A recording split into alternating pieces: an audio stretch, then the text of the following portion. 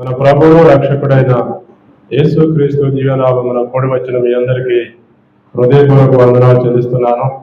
మరి దేవుని మహాకృపను బట్టి మరి ఈ రీతిగా దేవుని సన్నిధిలో చేరి దేవుని స్తుతించడానికి గణపరచడానికి మరి దేవుడు మనకిచ్చిన ఈ భాగ్యం ఎంతో గొప్పది.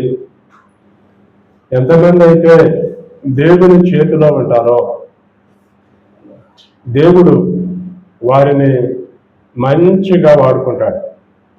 మనం దేవుని చేతిలో ఉంటే దేవుడు మనలను అనేకమైన వారికి ఉపయోగపడేటట్లు మనల్ని తీర్చిదిద్దుతాడు. మనం ఈ లోకంలో చూస్తున్నాం, కబడ్డీ ఆట ఆడేటప్పుడు, క్రికెట్ ఆట ఆడేటప్పుడు, వాలీబాల్ ఆట ఆడేటప్పుడు ఆ ఆటగాళ్ళందరికీ ఒక కెప్టెన్ ఉంటాడు. కెప్టెన్ నువ్వు ఎక్కడుండు, నువ్వు అక్కడుండు, నువ్వు ఎలా ఉండు, నువ్వు అలా ఉండు అని చెప్తాడు. ఎందుకు? వాడు ప్లే గ్రౌండ్లో ఉన్నాడు కనుక చెప్తాడు. అంటే ఆ కెప్టెన్ చేతి కింద వాడు ఉన్నాడు కనుక వాడు ఏది చేయాలి, ఎలా ఉండాలి అనేది చెప్తాడు. అదే బయట ఉండకూడదు చెప్తాడా? చెప్పలేడు. అతని చేతి కింద ఎవరైతే ఉంటారో వాళ్ళకే చెప్తాడు. వాళ్ళనే మంచి ఆటగాడిగా చేయటానికి ప్రయత్నం చేస్తాడు. ఆడు ఎలాంటి సోమరిపోతాడైనా సరే, ఆడు ఎలాంటి నిర్లక్ష్యంగా ఉన్నా సరే, వాడిని మంచిగా చేయటానికి ఆ కెప్టెన్ ప్రయత్నం చేస్తాడు. ఎందుకంటే వాడు అతని చేతి కింద ఉన్నాడు కాబట్టి వాడిని ఉపయోగించుకోవటానికే ప్రయత్నం చేస్తాడు. అదే బయట ఉన్న వాడిని ఈ కెప్టెన్ కదిలేడు, మాట్లాడలేడు, వాడి అర్హత ఉండదు. ఎందుకంటే అతడు ప్లే గ్రౌండ్లో ఉన్నవాడినే కదిలిస్తాడు. దేవుడు కూడా అంతే, దేవునిలో ఉన్నవాళ్ళనే దేవుడు కదిలిస్తాడు. బయట ఉన్న వాళ్ళని కదిలేడు, చెప్పలేడు కూడా. దేవునిలో ఉంటే దేవుడు నిన్ను ఎలా వాడుకోవాలనుకుంటే అలా వాడుకుంటాడు. నువ్వు దేవునిలో కాకుండా బయట ఉంటే ఆయన నిన్ను వాడుకోలేడు. కనుక మనం చదువుదాం మన పరిశుద్ధ గ్రంథంలో నుండి ఇర్మియా గ్రంథం 18వ అధ్యాయము 5, 6 వచనాలు చదువుదాం. 18వ అధ్యాయము. అంతటా యెహోవా వాక్కు నాకు ప్రత్యక్షమై ఇలాగు సెలవిచ్చెను, ఇశ్రాయేలు వారులారా, ఈ కుమ్మరి మట్టికి చేసినట్లు నేను మీకు చేయలేనా? ఇదే యెహోవా వాక్కు. జిగటమన్ను కుమ్మరి చేతిలో ఉన్నట్లుగా ఇశ్రాయేలు వారులారా, మీరు నా చేతిలో ఉన్నారు. చాలు. ఇక్కడ మనం చదువుతున్న ఈ వాక్య భాగంలో దేవుడు ప్రవక్త అయిన ఇర్మియాతో చెప్తున్నాడు ఈ మాట. ఏమని? ఇశ్రాయేలు వారులారా, ఈ కుమ్మరి మట్టికి చేసినట్లు నేను మీకు చేయలేనా? ఇదే యెహోవా వాక్కు. జిగటమన్ను కుమ్మరి చేతిలో ఉన్నట్లుగా ఇశ్రాయేలు వారులారా, మీరు నా చేతిలో ఉన్నారు. దేవుడు ఇర్మియాను పిలిచాడు. ఇర్మియా, ఇదిగో ఫలానా ప్రాంతానికి వెళ్ళు, ఫలానా ఇంటికి వెళ్ళు, అక్కడ నీకు ఒక కుమ్మరి కనపడతాడు. అతడు తన సారి పైన ఒక పాత్రను చేస్తామంటాడు. నువ్వు వెళ్ళి ఒకసారి అతన్ని గమనించు అంటాడు.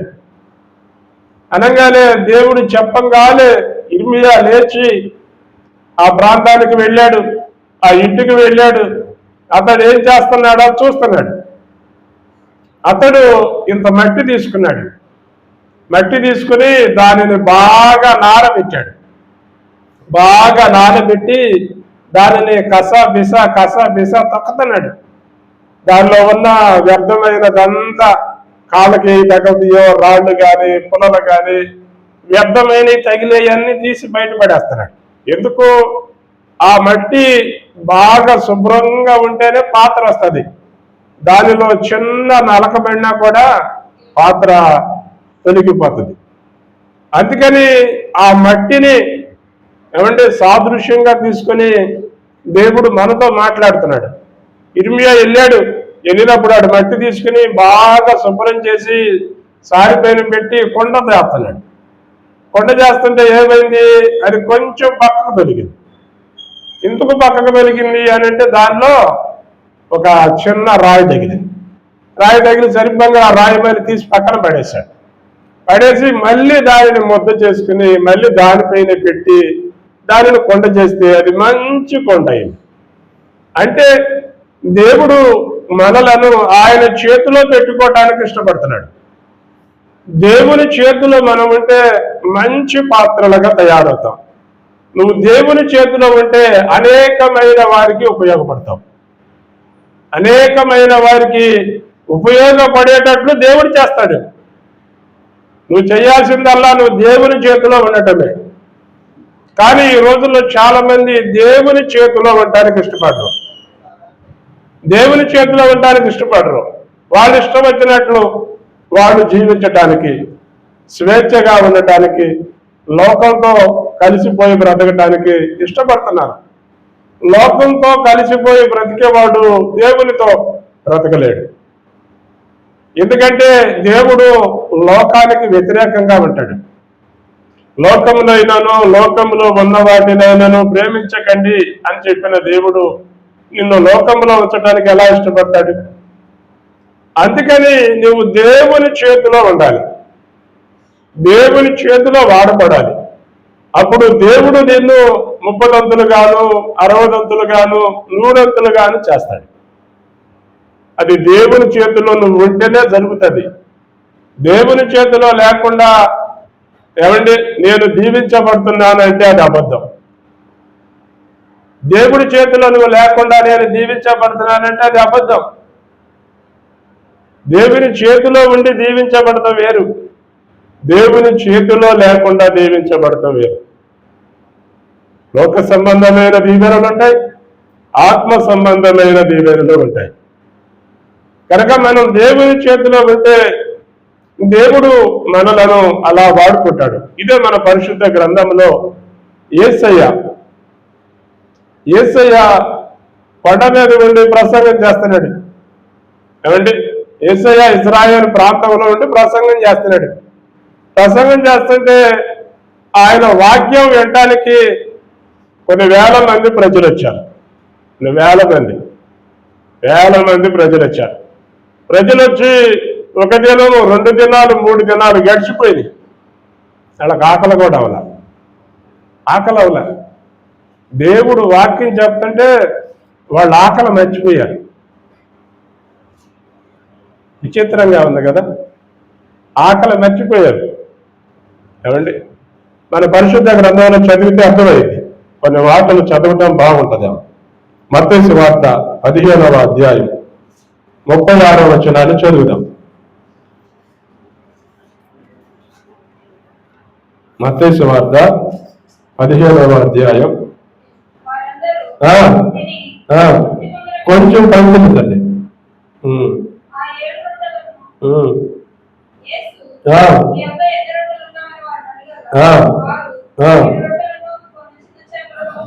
ఇంకా కొంచెం పైకి రావాలి.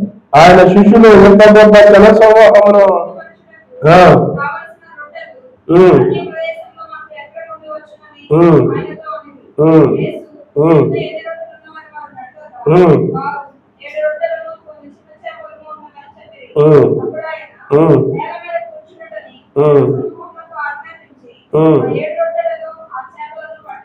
ఇక్కడ కాదు, ఇంకో చాటు చదువుతాం దాన్ని. ఇదే పదం 14వ అధ్యాయంలోనే 17వ వచనంలో ఉంటది. ఇక్కడ 2-3 రోజులు 15వ వచనంలో యేసు ఆ సంగతి దోణ ఎక్కి అక్కడ నుండి అరణ్య మార్గమున ఏకాంతముగా వెళ్ళను. జన సమూహము ఆ సంగతి విని పట్టణముల నుండి కాలు నడకను ఆయన వెంట వెళ్ళింది. ఆయన వచ్చి ఆ గొప్ప జన సమూహమును చూచి వారి మీద కనికరపడి వారిలో రోగులైన వారిని స్వస్థపరచను. సాయంకాలం అయినప్పుడు శిష్యులు ఆయన యొద్దకు వచ్చి, ఇది అరణ్య ప్రదేశము, ఎప్పటికీ పొందిపోయాను. ఈ జనులు గ్రామములకు వెళ్ళి భోజన పదార్థములు కొనుటకైనను వారిని పంపివేయని చెప్పాను. యేసు వారు వెళ్ళనక్కర్లేదు, మీరే వారికి భోజనం పెట్టుడని వారితో చెప్పగా వారు అక్కడ మన యొద్ద 5 రొట్టెలను 2 చేపలు తప్ప మరేమీ లేవని ఆయనతో చెప్పారు. అందుకైన వాటిని నా యొద్దకు తెమ్మని చెప్పి పచ్చిక బయలు కూర్చుండి జనసమూహం అంతటికి పంపి 5 రొట్టెలు 2 చేపలు పట్టుకొని ఆకాశము వైపు ఇంకా కొంచెం పైకి వెళ్ళాలి.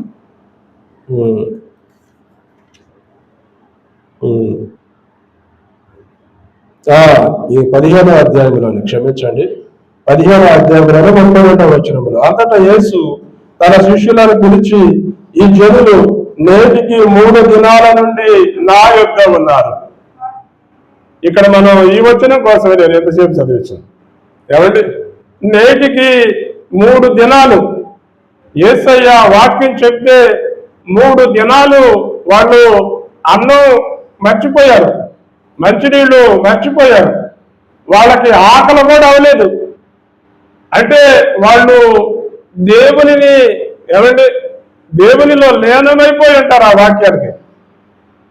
ఇక్కడ మనం అదే చదువుతున్నాం. 3 దినాలు వాళ్ళు నిద్రాహారాలు లేకుండా ఏమంటే దేవుని వాక్యాన్ని వింటుంటే దేవుడు వారి యందు కనికరపడి వారి యందు జాలిపడి మీరే వాళ్ళకి ఆహారాన్ని పెట్టండి అన్నాడు.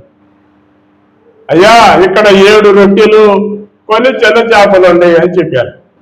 7 రొట్టెలు కొన్ని చిన్న చేపలు ఉన్నాయి అంటే యేసయ్య వాటిని తీసుకుని వాటిని విరిచాడు.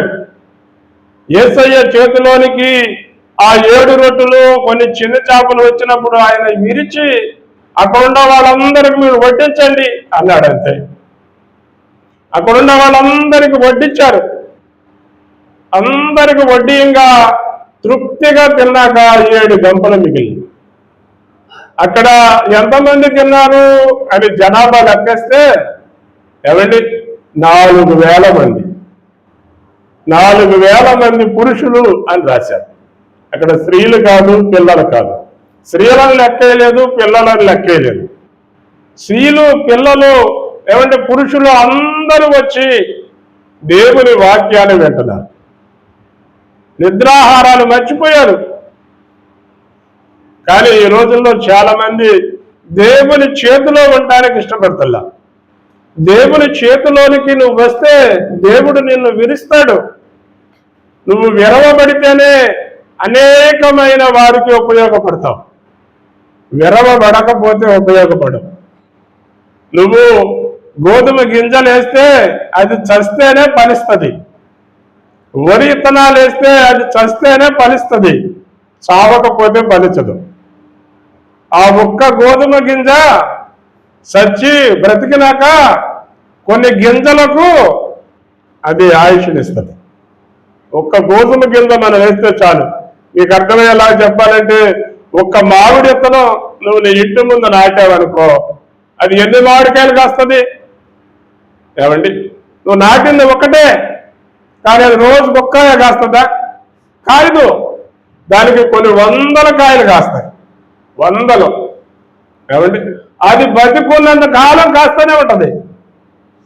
అంటే నువ్వు దేవుని చేతిలోకి వస్తే నువ్వు బ్రతుకున్నంత కాలం దేవుడు నిన్ను ఫలభరితంగా మారుస్తాడు, ఆశీర్వాదకరంగా మారుస్తాడు. కానీ మనం దేవుని చేతిలో ఉండడానికి ఇష్టపడం, దేవుని చేతిలో ఉండడానికి ఇష్టపడం. మన ఇష్టం వచ్చినట్లు మనం బ్రతకడానికి ఇష్టపడి దేవుడా నన్ను దీవించు, దేవుడా నన్ను వాడుకో, దేవుడా అని దేవుణ్ణి అడిగితే దేవుడు వాడుకోలేడు. దేవుడు ఆడుకోలేడు. దేవుని చేతిలోనికి నువ్వు వస్తేనే దేవుడు ఆడుకుంటాడు.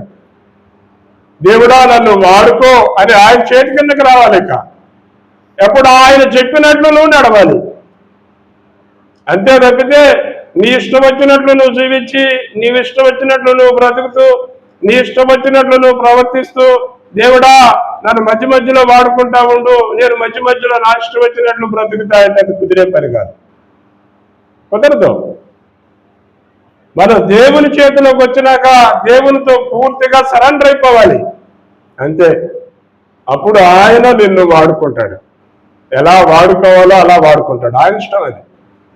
కానీ మనం ఆయన చేతిలో ఉండటానికి ఇష్టపడతలేదు. అందుకనే మనం ఇక్కడ చదువుతున్నాం, ఇజ్రాయేలీలు కుమ్మరి చేతిలో మట్టి ఎలాగుందో ఇజ్రాయేలీలు నా చేతిలో ఉన్నారు. దేవుడు చెప్తున్నాడు, ఇజ్రాయేలీలందరినీ ఆయన చేతిలో పెట్టుకుంటే వాళ్ళు ఆయన చేతిలో నుంచి బయటికి వెళ్ళిపోతానికి ఇష్టపడుతున్నారు. నువ్వు మాకు దేవుడు కావద్దు, నీవు మాకు రక్షకుడు కావద్దు, నీవు మాకు విమోచకుడు కావద్దు, మేము ఒక దేవుడిని కోరుకుంటున్నాం అని ఆయన చేతిలో నుంచి బయటికి వెళ్ళిపోతున్నారు.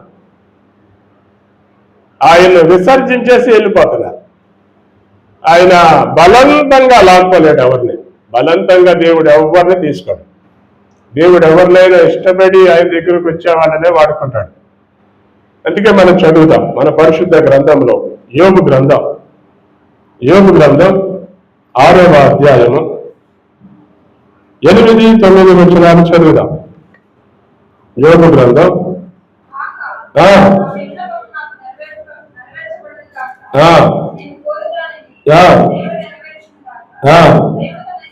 దేవుడు తన ఇష్టానుసారంగా నన్ను నలుపును గాక, చెయ్యి జాడించి ఆయన నన్ను నిర్మూలన చేయను గాక. యోబు ఏమండి దేవుని సన్నిధిలో ఉండి ప్రార్థన చేస్తున్నాడు. యోబు ఎలాంటి వాడో మనకు తెలుసు. ఏమండి యోబు ఊజు దేశంలోనే గొప్ప ధనవంతుడు, దేవుడంటే భయభక్తులు కలిగిన వాడు, అనేకమైన వారికి దాన ధర్మాలు చేసేవాడు, నీతి న్యాయాలు జరిగించేవాడు. ఏమండి అలాంటి వాడు తనకున్న ఆస్తి అంతా పోయింది, తనకున్న పిల్లలందరూ చచ్చిపోయారు, తనకున్న ఆరోగ్యం అంతా పాడైపోయింది. పాడైపోయినప్పుడు యోబు తనను తాను శపించుకుంటున్నాడు. నేను పుట్టకుండా ఉంటే బాగుండేది, నా తల్లి గర్భంలో ఉన్నప్పుడే నేను చచ్చిపోతే బాగుండేది, నేను పుట్టినరోజు అసలు లేకుండా ఉంటే ఇంకా బాగుండేది అని తనను తాను 3వ అధ్యాయంలో మీరు ఇంటికి వెళ్ళి చదవండి.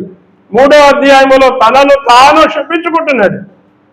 శపించుకుంటుంటే తనకు ప్రియ స్నేహితుడైన ఏమంటే ప్రియ స్నేహితుడైన తేమనీయుడైన ఎలీఫజు తన స్నేహితుడు యోబు దగ్గరకు వచ్చి కూర్చున్నాడు.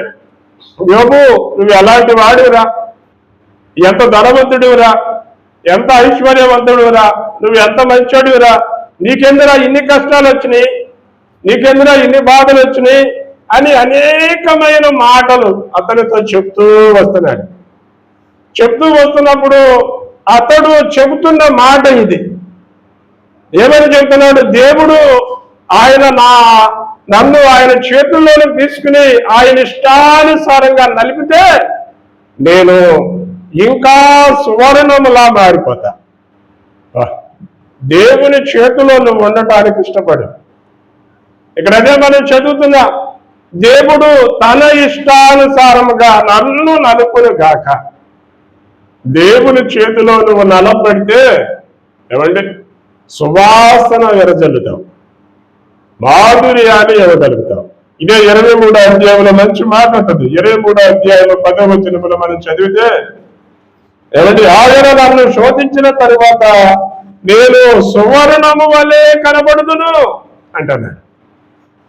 ఆయన నన్ను నలిపే కొంది నేను సువర్ణంలా మారిపోతాను. బంగారం భూమిలో నుంచి తీస్తారు, తెలుసా మీకు? బంగారం భూమిలో నుంచి తీస్తారు. భూమిలో నుంచి తీసినప్పుడు ఆ బంగారానికి బురద అయ్యి మట్టి అయ్యి చండాలంగా ఉంటది. ఏమండి చండాలంగా ఉంటుంది, అది పనికి రాకుండా ఉంటది.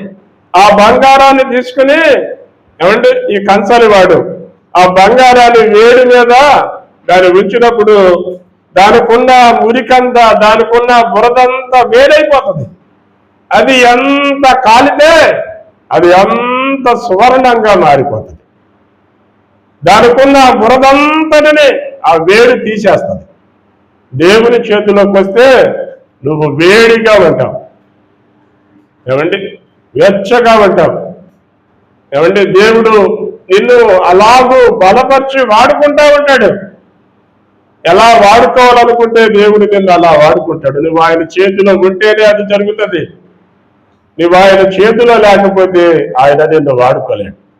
ఇదే మన పరిశుద్ధ గ్రంథంలో మరొక మాట చదువుతాను, నేను ముగించేస్తాను. ఇదే యెషయా గ్రంథం 53వ అధ్యాయం 10వ వచనాన్ని చదువుదాం.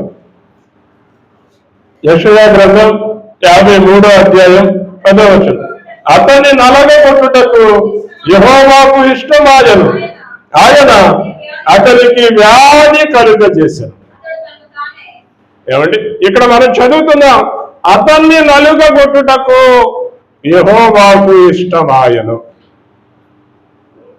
దేవుడు, తండ్రి అయిన దేవుడు కుమారుడైన క్రీస్తును తన చేతుల్లోకి తీసుకుని నలగగొట్టడానికే ఇష్టపడ్డాడు. యేసయ్య నలగొడితేనే నీ పాపాలు పోతాయి. యేసయ్య నలగొడితేనే నీకు స్వస్థత వస్తుంది. యేసయ్య నలగొట్టబడితేనే నీకు పరలోకం వస్తుంది. యేసయ్య నలగొట్టబడకపోతే ప్రపంచానికి, మనుషులందరూ, మానవాళికి అందరికి రక్షణ రాదు. రక్షణ రాదు, పరలోకం రాదు. యేసయ్య నలగొట్టకపోతే భూమి మీద పుట్టిన ప్రతి ఒక్కడు నరకానికి పోతాడు. అందుకని అతడు నలగొట్టబడాలి. అది దేవునికి ఇష్టం. దేవునికి ఇష్టం అదే. యేసయ్య ఈ లోకానికి ఎందుకు వచ్చాడంటే ప్రాణం పెట్టడానికి వచ్చాడు. యేసయ్య ఈ లోకానికి నువ్వు ఎందుకు వచ్చావు? ఆయన అడిగితే ఆయన నీతో చెప్పేది ఒకటే, నేను పాపుల కొరకు ప్రాణం పెట్టడానికి వచ్చాను. యేసయ్య ఈ లోకానికి వచ్చి ప్రపంచంలో ఉన్న ప్రతి మానవాళి కొరకు తన రక్తాన్ని చిందించాడు. మన మీద ఉన్న పాపాన్ని, శాపాన్ని తొలగించడానికి యేసయ్యే నలగొట్టబడ్డాడు. యేసయ్యే తన ప్రాణాన్ని పెట్టాడు. మనందరి కొరకు ఆయన తన విలువైన ప్రాణాన్ని పెట్టి ఆయన పరిశుద్ధమైన రక్తాన్ని మన మీద ప్రోక్షించాడు. ఆయన రక్తం మన మీద ప్రోక్షించబడింది కనుకనే మనం దేవుణ్ణి తండ్రి అని పిలవగలుగుతున్నాం. దేవుణ్ణి తండ్రి అని పిలవబడటానికి యేసయ్య మన కోసం చేసిన యాగం, మన కోసం చేసిన బలి ఎంతో గొప్పది. అందుకని మనం ఈ రాత్రికాల సమయంలో దేవుని సన్నిధిలో ఉండే మనం ఒకటే నేర్చుకుందాం, ఇశ్రాయేలీయుల వారులారా, మీరు నా చేతిలో ఉన్నారు. నువ్వు ఆయన చేతిలో ఉంటే ఆయన నిన్ను కూడా వాడుకుంటాడు, నిన్ను కూడా ఫలభరితంగా మారుస్తాడు. అనేకమైన వారికి ఉపయోగపడేటట్లు, అనేకమైన వారికి మాదిరికరంగా, అనేకమైన వారికి మేలుకరంగా, అనేకమైన వారికి దీవెనకరంగా దేవుడు నిన్ను మార్చగలుగుతాడు. నువ్వు దేవుని చేతిలో లేకుండా నువ్వు ఇంకా ఎక్కడైనా ఉండా నిన్ను ఎవరు మార్చలేరు. ఈ లోకంలో నిన్ను ఎవరు మార్చలేరు. కనుక ఎప్పటికైనా నువ్వు దేవుని చేతిలో ఉండడానికి ఇష్టపడు. దేవుడు నిన్ను ఎలా వాడుకోవాలనుకుంటే అలా వాడుకుంటాడు. చిన్న ప్రార్థన చేద్దాం. ఈ రాత్రికాల సమయమున దేవుని సన్నిధిలో ఉందా మనం ఒక చిన్న ప్రార్థన చేద్దాం. చిన్న ప్రార్థన చేద్దాం. దేవుడు తన ఇష్టానుసారంగా నన్ను నలుపునుగాక. దేవుడు నన్ను నలిపితే నేను సువర్ణము వలె మారిపోతాను. కుమ్మరి చేతిలో జిగటమట్టి ఉన్నట్లు ఇశ్రాయేలు వారులారా, మీరు నా చేతిలో ఉన్నారు. నీవు దేవుని చేతిలో ఉన్నావా? లోకంలో ఉన్నావా? నిన్ను నీవు ప్రశ్నించుకుంటే నీకు అర్థమవుతుంది. దేవుడు అంటున్నాడు, మీరు నా చేతిలో ఉన్నారు అని. నువ్వు ఆయన చేతిలో ఉంటే ఆయన నిన్ను వాడుకుంటాడు. ఎలా వాడుకోవాలనుకుంటే అలా వాడుకుంటాడు. ఇర్మియాను చేతిలో పెట్టుకొని వాడుకున్నాడు. ఒక ప్రవక్తగా వాడుకున్నాడు. అనేకమైన నిందలు, అవమానాలు భరించాడు. కష్టాలు భరించి నిలబడ్డాడు. యేసయ్య దేవుని చేతిలో నలగొట్టబడ్డాడు. అతడు నలగొట్టబడుట దేవునికి ఇష్టమైంది. ఈ లోకం ఆయనను నలగొట్టింది. ఈ లోకం ఆయనను కొరడాలతో కొట్టింది. ఈ లోకం ఆయనకు ముళ్ళ కిరీటం పెట్టింది. ఈ లోకం ఆయనకు సిలువ వేసింది. ఆయన నలగొట్టబడితేనే నువ్వు దేవుని మందిరంలో కూర్చోగలుగుతున్నావు. నువ్వు దేవుని చేతిలో ఉంటే దేవుడు నిన్ను కూడా వాడుకుంటాడు. మహాపరిశుద్ధుడు అయిన మా తండ్రి, పరలోకమందున్న మా ప్రభువ, పరిశుద్ధ పుణ్యపాదములకు స్తుతులు స్తోత్రములు వందనాలు చెల్లిస్తున్నాము తండ్రి. మా తండ్రి, సర్వశక్తిమంతుడా, సర్వోన్నతుడా, గొప్ప దేవుడా, మా రక్షకుడా యేసయ్య, స్తోత్రాలు వందనాలు చెల్లిస్తున్నాము తండ్రి. నానా ఈ రాత్రి కాల సమయంలో యోగ భక్తుడు నాయన నీ పాదాల సన్నిధిలో కూర్చొని తండ్రి ఈ రీతిగా పలుకుతున్నాడు. దేవుడు తన ఇష్టానుసారముగా నన్ను నలుపును గాక. ఆయన నన్ను ఎంత నలిపితే నేను అంత సువర్ణంలాగా మారిపోతానని సాక్ష్యం ఇస్తున్నాడు ప్రభువా. 5 రొట్టెలు 2 చేపలు మీ చేతిలోకి వస్తే వాటిని విరిచి 5,000 మందికి పంచారు ప్రభువా. ఇజ్రాయేలు ప్రజలు 3 దినాలు ఆయన మీరు చెప్పే మాటలు వింటున్నారు, నిద్రాహారాలు మర్చిపోయారు ప్రభువా. వారి మీద జాలిపడి కనికరపడి వారికి ఆహారాన్ని ఇచ్చిన దేవుడవు తండ్రి, మీకు స్తోత్రాలు వందనాలు చెల్లిస్తున్నా. యేసయ్యా, మేము మీ చేతిలో ఉండాలని ఆశపడుతున్నాం ప్రభువా. మీ చేతిలో ఉంటే మమ్మల్ని విరుస్తారు ప్రభువా. మేము అనేకమైన వారికి మాదిరికరంగా మారిపోతాం. అబ్రహామును చేతిలో పెట్టుకుని విరిచి అబ్రహాముగా మార్చారు ప్రభువా. అనేకమైన జనములకు తండ్రిని చేశావు తండ్రి. మోసగాడైన యాకోబును చేతిలో పెట్టుకుని విరిచి తండ్రి ఇశ్రాయేలీయులకు తండ్రిని చేశావు ప్రభువా. నీవు ఇశ్రాయేలు అనబడు, మోసగాడిని ప్రభువా ఇశ్రాయేలుగా దీవించావు తండ్రి. సౌలు నాయన హింసకుడు, దూషకుడు, హానికరుడు తండ్రి గొప్ప సువార్థికుడుగా చేశావు తండ్రి. మీ చేతిలోకి వచ్చిన ప్రతి ఒక్కరిని విరిచి అనేకమైన వారికి మాదిరికరముగా, దీవెనకరముగా, ఆశీర్వాదకరముగా ఉన్నట్లు వాడుకున్నారు తండ్రి. యేసయ్యా, మేము కూడా మీ చేతిలో ఉండాలని ఆశపడుతున్నాం. మమ్మల్ని కూడా విరవండి, మమ్మల్ని కూడా మీరు వాడుకోండి ప్రభువా. మీరు ఎలా వాడుకుంటారో అలాగ మమ్మల్ని కూడా వాడుకోమని వేడుకుంటున్నాం తండ్రి. సహాయం చేయండి.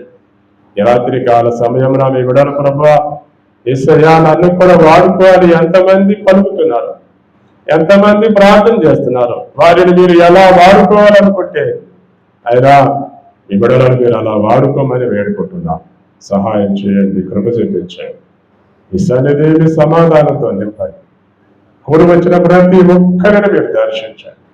బలహీనైన బిడ్డలను బలపరచండి, అనారోగ్యాలతో ఉన్న బిడ్డలను స్వస్థపరచండి. మీ సన్నిధి మీ సమాధానంతో పేరు పేరున ప్రతి ఒక్కరిని మీరు నింపి ఆశీర్వదించి మహిమ పొందడం. సర్వశక్తిమంతుడు, సర్వోన్నతుడు, గొప్పదేవుడు, మా రక్షకుడు యేసు క్రీస్తు అతి శ్రేష్టమైన నామంలోనే ప్రార్థించి స్తుతించి అడిగి వేడుకుంటున్నాము ప్రియ పరలోకపు తండ్రి. ఆమేన్.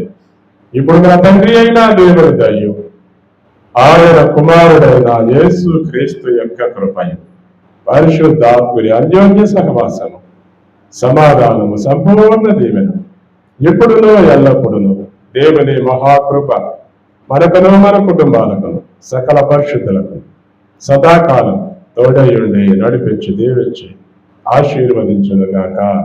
ఆమేన్, ఆమేన్, ఆమేన్. మీ అందరికీ వందనాలు.